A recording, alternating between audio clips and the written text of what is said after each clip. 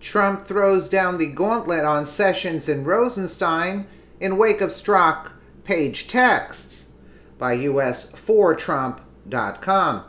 Late last night, Congressman Mark Meadows threw out a tweet that few saw regarding FBI texts. However, it caught the attention of the President of the United States.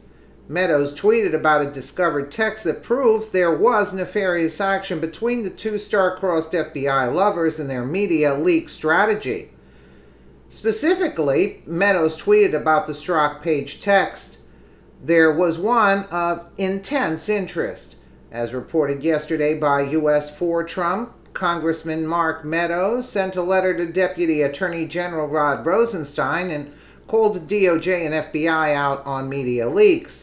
He then tweeted the following: "For months, we've seen evidence suggesting FBI, DOJ leaked to the media for their own purposes." Then he tweeted, "Today, we have a new text." The new text said the following: "I had literally gone to find this phone to tell you I want to talk to you about the media leak strategy with DOJ before you go. Strzok to page, April 10th, 2017. The text was from Peter Strzok, former FBI agent in charge of the Hillary Clinton email scandal, to his paramour, Lisa Page. Clearly, he implicated the media leak strategy, quote, with the Justice Department and the FBI. President Trump tweeted about the media leak strategy. Today, early this morning, President Trump tweeted about the found texts as well. Here's Donald Trump's tweet. New Strzok page text reveal media leak strategy at Fox News. So terrible, and nothing is being done at DOJ or FBI, but the world is watching, and they get it completely." And Mark Meadows' tweet there yesterday: "For months we've seen evidence suggesting FBI, DOJ leaks the media for their own purposes. Today we have a new text." And he lists the strategy, the media leak strategy. Let's take a quick listen here. Joining me now, investigative reporter, Fox Business contributor Sarah Carter. Sarah, great to see you. Great to see you too, Lou. Mark Meadows, in a letter revealing these new texts, April 10 and April 12th of last year, between Strzok and Lisa Page. This is an obvious evidence of a very specific strategy to leak to the media and to use that to act against, in this case, Carter Page. That's right. It was actually to act against as well, against the Trump administration. Think about this, Lou. These text messages are so explosive because they reveal the malfeasance inside the FBI and the DOJ. Here, Peter Strzok is saying we're coordinating these high-level officials with high-level DOJ officials to leak information about a foreign intelligence surveillance warrant. This is about a counterintelligence investigation to the media.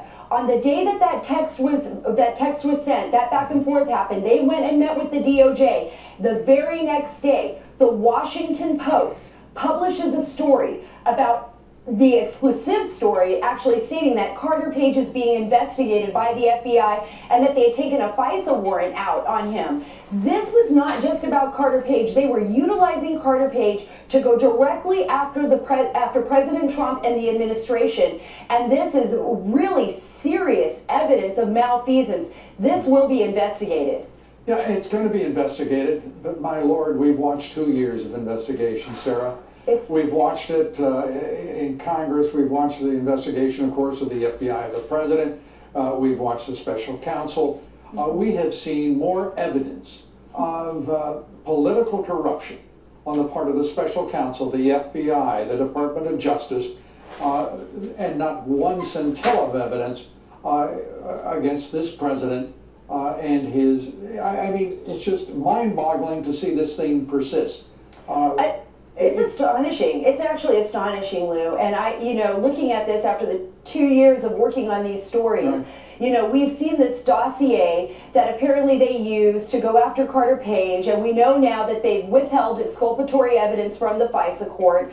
We know that they've withheld a number of pieces of evidence, which hopefully the president will declassify all of these documents so that the American public can see what the FBI and DOJ did under President Obama and how they went directly after President Trump. And you said it perfectly. We have found nothing to show collusion between President Trump and Russia. Absolutely zero. But every day we get more documentation showing collusion between the DOJ and the FBI, showing collusion between the Hillary campaign and foreign spies and Russians. I mean, it's really incredible. And at this point, here we are, September 2018, and we have a president who is standing absolutely clean of the charges that have been brought against him.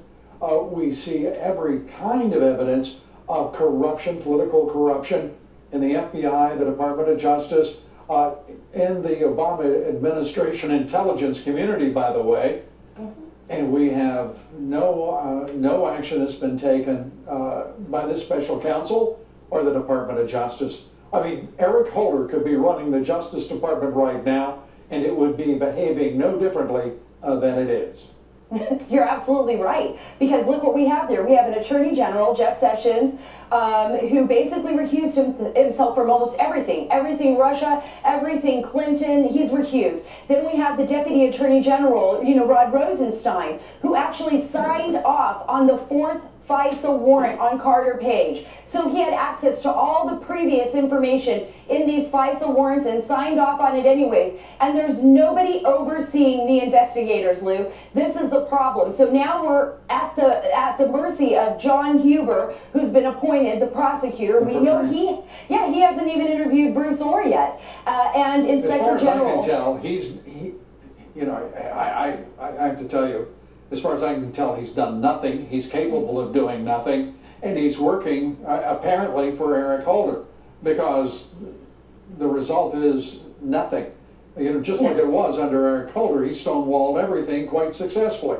And it looks like all of his legatees took a lesson, doesn't it? Yeah, it sure does. I mean, the one thing that we can hope for, and I've been hearing rumblings about this all through Congress, is that Attorney General Jeff Sessions either resigns after the November elections or before, somebody else is put in place, and a special counsel is ordered to investigate all of this. No more special counsels. I know, but where do you go from here? Either John Huber has to do his job, or John Huber is either incompetent, or he's checked out, or he's indifferent to history, because this is insane. A year investigation by the FBI of the president, another year and almost a year and a half now by the special counsel, and all that happens is that we are frustrating a president who has a responsibility to govern the nation, is still doing incredible things, unprecedented achievements. It's insane that we would even, in my opinion, think about another special counsel. This is a Justice Department, and the president should order these people sacked and replace them with people who will get to the bottom of all that is politically corrupt in Washington, D.C. Mm-hmm. Absolutely, and hopefully that does happen, because I don't think the American people are going to stand for this. And I know that people in Congress right now are not going to stand for this. That's why they're pushing so hard. They even stand for Paul Ryan to remain as Speaker, even though he resigned. I think the people in Washington could stand for anything. Sarah, you're probably right, Lou. It's good to see you. Thanks for being here. Good to see you Talk too. soon. Very interesting interview. Let me see. We shall see what takes place. Let me know what you guys think in the comments below. And again, thank you so much for watching.